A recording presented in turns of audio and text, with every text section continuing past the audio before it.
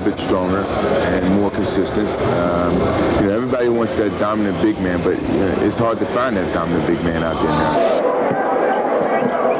Houston does not have a lead. The alley-oop, Jordan, double team, and scores. Level has 4 of the 15 Houston points. Basket count. On December 12, 1987, the Chicago Bulls faced the Houston Rockets in the United Center. At the time, the Rockets were defined by their twin towers, Hakeem Olajuwon and Ralph Sampson. Both stood over 7 feet tall, and together they were viewed as the kind of front court every team dreamed of building around. Just 2 seasons earlier, that formula had carried Houston to the NBA Finals. The Bulls, meanwhile, leaned on a different approach. Their franchise player wasn't a center or a power forward. It was a 24-year-old guard named Michael Jordan. He was already one of the league's brightest stars, but this game gave him the chance to show how skill and versatility could match up against size and strength. That night, Jordan put together a performance that highlighted more than just his scoring. He drove at the Rockets' big men, attacked in transition, and filled the box score with rebounds, steals, and blocks. Against one of the most physically imposing teams in the league, he found ways to dominate every part of the game. By the end of the night, Chicago had a win, and Jordan had shown that the NBA's traditional blueprint, building around height, wasn't the only way forward. It was a preview of the MVP and Defensive Player of the Year season that would follow, and a reminder of why Houston's decision to pass on Jordan in the 1984 draft remained one of the biggest what-ifs in basketball history. To understand why this matchup mattered, you have to go back to the 1984 NBA draft. The Houston Rockets held the #1 pick, and with it, they chose Hakeem Olajuwon out of the University of Houston. It wasn't a controversial decision. Olajuwon was considered the best player available and a future franchise cornerstone. Houston already had Ralph Sampson, the 7'4" center they drafted the year before, and the thought of pairing the two together gave them a front court unlike anything the league had seen. Some franchises waited decades for a dominant center to build around. The Rockets had drafted 2 in consecutive years, with the idea to play them side by side. Off to Hakeem! Oh, great play. Look at how happy Hakeem is. A plan that quickly got its own nickname. The Twin Towers was an innovative idea, and again, big was better back then. Sampson low, the hook shot. Didn't get it. Olajuwon, man, what a chance! At the time, most NBA teams built around size. Centers controlled the paint, dictated the pace, and were seen as the foundation of championship rosters. With Sampson and Olajuwon, Houston seemed to have locked down the league's most important position for years to come. That draft, however, also produced Michael Jordan. Chicago selected him 3rd overall, and while there was excitement about his scoring ability and athleticism, guards simply weren't viewed the same way big men were. Passing on Jordan for Olajuwon made perfect sense in the moment. Few people could have imagined how the balance of the league would shift in just a few years. A little bit stronger and more consistent. Everybody wants that dominant big man, but it's hard to find that dominant big man out there now. So if we can fulfill the other 4 spots consistently, then I think we still can get over the top. By 1986, the Rockets' plan looked like it was working. The Twin Towers led Houston to the NBA Finals, where they challenged the Boston Celtics before falling short. But injuries and inconsistency would soon derail the duo, while Jordan in Chicago was rapidly climbing to superstardom. By the time the Rockets arrived in Chicago in December 1987, the contrast was clear. The Bulls were being carried by a guard, redefining what dominance could look like, while the Rockets were still trying to make size their answer. And by the end of 1987, the NBA season was still young, but the storylines were already forming. The Chicago Bulls were beginning to look like a team on the rise. Michael Jordan had established himself as the league's most electrifying scorer, but under head coach Doug Collins, he was also starting to round out his game as a defender and playmaker.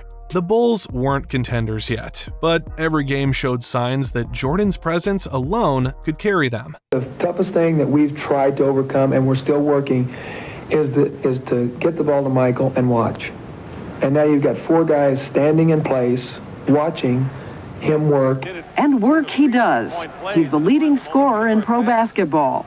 Top players average 20 points a night. Jordan averages 37. The Houston Rockets came in with a different narrative. Ralph Sampson was still battling through injuries that had slowed his progress since their finals appearance in 1986. Houston's roster still had talent, but they were no longer seen as the inevitable powerhouse they had once been projected to be. Hakeem Olajuwon, however, was proving himself as one of the most skilled big men in basketball, anchoring the team on both ends of the floor. He had a gracefulness on the court that I'm not sure we've seen from any kind of center. Now there you see the great athletic ability of Olajuwon in the open court. He was rough. He wouldn't be intimidated. On December 12th, the two paths crossed at United Center. For the Bulls, it was a chance to test themselves against one of the league's tallest, most imposing front courts. For the Rockets, it was an opportunity to remind people that size still ruled the NBA. The stage was set. On one side, the Twin Towers, standing as proof of the old NBA philosophy. On the other, Michael Jordan, who was beginning to show that the game could be changed by speed, skill, and relentless effort. The matchup wasn't just about one win in the standings. It was a preview of where the league was headed. From the opening tip, Michael Jordan made it clear that this wasn't going to be a game where Houston's size dictated the pace. Instead, he set the tone for Chicago's offense almost immediately. Rather than settling on the perimeter, Jordan attacked the paint, forcing Olajuwon and Sampson to react to him. On the Bulls' first few possessions, he drove straight at the Twin Towers, finishing around the rim with a ferocious dunk and drawing a foul in the process. Contest there, and Hakeem has 7, and Level has 4 of the 15 Houston points. Basket count, and he gets the foul as well. Mike Purvis short, and we'll see how long Bill Pitt. These early plays carried more weight than just points on the scoreboard. They showed Chicago where their offense would flow from. Every time Jordan drew the defense's attention, it opened space for his teammates. Charles Oakley got clean looks inside. John Paxson found open jump shots. Even when Jordan wasn't scoring, he was the engine, creating opportunities simply by pressuring the Rockets' interior defense. Shot like that. 4:35 remaining, first period. Here's Ralph with an inside move. Gets it at the corner and knocked away by Jordan. Grant the rebound. Outlets to Paxson. Grant really is a good outlet passer. Filling the lane inside is Grant. What stood out most, though, was how complete his game looked. This wasn't just the explosive scorer the league already knew. Jordan picked his spots carefully, reading the defense, adjusting to double teams, and still finding ways to get his mid-range jumper or the free throw line. On defense, he picked navigated screens and disrupted Houston's rhythm before his matchup could even get a hold of the ball. But watch Jordan here. Now watch him trailing out. That's the way you have to play Purvis short. 3 screens he has to go through and comes from behind with a great block. As the game moved into the second quarter, Jordan's influence became even clearer. The Rockets leaned heavily on their size, feeding the ball to Olajuwon and Sampson on the block. Both big men got their touches, but Chicago countered by keeping the pace fast, with Jordan leading the break whenever he had the chance. One sequence stood out early in the period. Jordan stripped the ball from McRae on the wing, pushed it into transition, and finished with a one-handed dunk before Houston's defense could recover. It wasn't just 2 points. It was a reminder that Chicago didn't have to play the Rockets' game. With 4. McRae doubled up and Jordan steals the ball. Here's Jordan. Oh! From there, Jordan ramped up his pressure inside. Rather than settling for jumpers, he attacked the lane possession after possession, forcing Houston's big men to defend at the rim. He drove hard off screens, absorbing contact and still finding ways to finish, or at the very least, drawing fouls to get to the line. Each drive kept Olajuwon and Sampson moving, making them work in ways most guards couldn't. Even when the Rockets tried to cut him off by sending extra defenders, Jordan stayed relentless. Chicago pushed the pace whenever they had the chance, turning rebounds into quick transition opportunities. On one break, John Paxson led the charge and threaded a pass ahead to Jordan, who sliced through 2 Rockets at the rim and twisted his body mid-air for an acrobatic layup over the outstretched arms of another defender. Rainbow shot. Here come the Bulls, 4-on-2 break. About 5 with Grant. It counts. Jordan, in his career, has come out. What stood out was his refusal to be intimidated. Every possession was an attack on Houston's strength, and instead of shying away from the size in front of him, Jordan kept going straight at it. By halftime, the Rockets' big men had already spent long stretches reacting to him, rather than dictating the game. The third quarter was where Michael Jordan began to fully separate himself, coming out of halftime with more than 20. Houston leaned on Olajuwon in the post, trying to punish Chicago with size. He got a few baskets inside, but Jordan quickly shifted the tone of the game with his mid-range attack. I know Bill Fitch would like to see Hakeem look for that jump shot a little more from the perimeter, but I think it's a little too often. Every possession, he worked his way into that 12 to 18-foot area, where few defenders could touch him. If his matchup dropped too far back, Jordan rose up for a smooth jumper. If the Rockets closed the gap, he would make his way to the rim off some easy feeds. It was a constant cycle of pressure that forced Houston's big men out of their comfort zone. Jordan. Sellers and Grant playing at the same time. Pippen finds George. Great pass. Scottie Pippen. The mid-range also opened up everything else. Jordan's pull-up game kept Houston's defense guessing, which created room for teammates like Paxson and Brad Sellers to hit shots when he kicked the ball out. And on misses, Charles Oakley was right there on the boards, taking advantage of the attention Jordan drew inside. 3 is guarding Jordan. Defensively, Jordan kept Houston off balance. And on offense, he made a smart adjustment. Instead of forcing every possession, he let his teammates handle the ball and used the movement to free himself in the mid-range. Once he found his spots around the elbows and baseline, he knocked down jumper after jumper, a steady rhythm Houston couldn't disrupt. By the end of the third, Chicago had momentum, and Jordan's mid-range game had taken control of the night. Going to a little passing game, trying to get some movement. However, the fourth quarter wasn't a runaway. It was a test of poise. Houston kept battling, leaning on Olajuwon inside and Sampson's length to keep the margin tight. Every time the Bulls looked like they might pull away, the Rockets answered back with a quick bucket or defensive stop. The tension in the building was clear. This was still anyone's game heading into the final minutes. Level on Paxson. Just clearing and isolating Jordan. Goes in, slices the defense and scores. That's when Jordan stepped forward in the role Chicago needed him most. Not just as a scorer, but as the closer. After spending much of the third letting his teammates set him up, he flipped the switch late. One possession stood out. With the shot clock ticking down, Jordan sized up 2 defenders on the left wing, hit a quick crossover, and rose smoothly into a mid-range pull-up. The shot dropped over outstretched arms, a dagger that stretched the lead and deflated the Rockets' momentum. Jordan, under 2 minutes to go. Jordan just using the clock.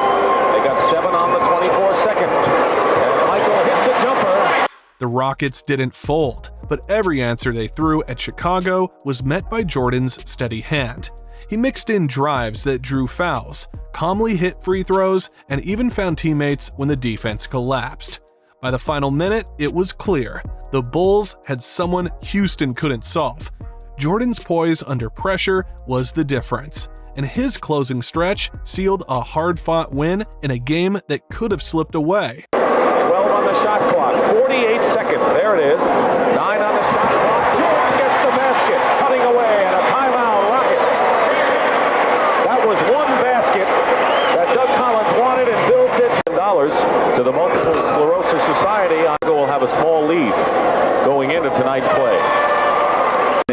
contribute offensively. And on Doug Collins' daughter Kelly's 10th birthday, a victory for the Chicago Bulls here at the stadium. There's the horn, and that's the end of the ball game. NFL tomorrow. Chicago pulled away with a 112-103 win, but the story wasn't just the final score, it was the numbers behind it. Michael Jordan finished with 44 points, 7 rebounds, 6 assists, 5 steals, and 3 blocks. The kind of all-around line that perfectly captured where his game was heading. This wasn't empty scoring. It was a demonstration of control on both ends of the floor. Against Houston's Twin Towers, Jordan attacked relentlessly, forcing Olajuwon and Sampson to rotate, contest, and chase in ways they weren't used to. His points came in waves, from slashing drives that drew contact, to mid-range pull-ups that punished defenders for sagging, to transition finishes that turned defense into instant offense. He has Oakley as a screen. Baseline, what can you do? Well, I think you got to go double. The rebounding and assists showed another layer. Jordan wasn't just trying to take over every possession. He was finding teammates like Paxson and Oakley when the Rockets collapsed on him. And he wasn't afraid to crash the glass despite Houston's size advantage. The 5 steals and 3 blocks stand out even more. Jordan disrupted passing lanes, stripped guards in the open floor, and even challenged big men at the rim. Those defensive plays weren't just highlights. They set up momentum swings, the kind that let Chicago run and eventually build separation late in the game. There's Grant, Artis Gilmore, the veteran at center, and Michael Jordan in the backcourt with John Paxson. Jordan, who leads the league with an average of nearly 33.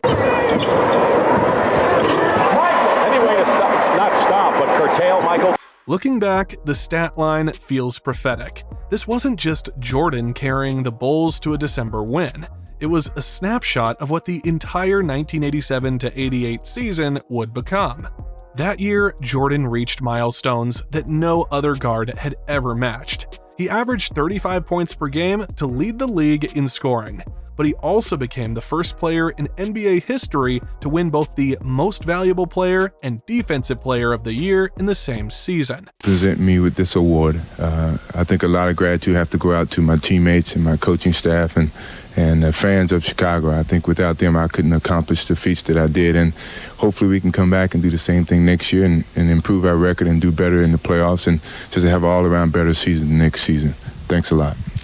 He earned his second straight scoring title, was named an All-Star starter, and guided the Bulls to 50 wins for the first time since the early 1970s. He also made the All-NBA First Team and the All-Defensive First Team, cementing his status as not just an unstoppable scorer, but a complete two-way force.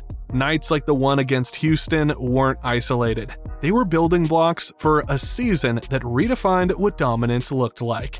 By the end of the night, Chicago had a 112-103 win, but the impact went beyond the standings. This game showed how Michael Jordan could bend the rules of basketball in real time, against a team built around two of the league's most imposing big men.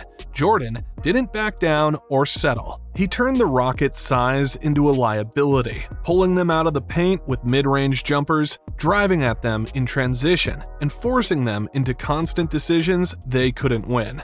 What stood out wasn't just the highlight plays, but how complete his performance was.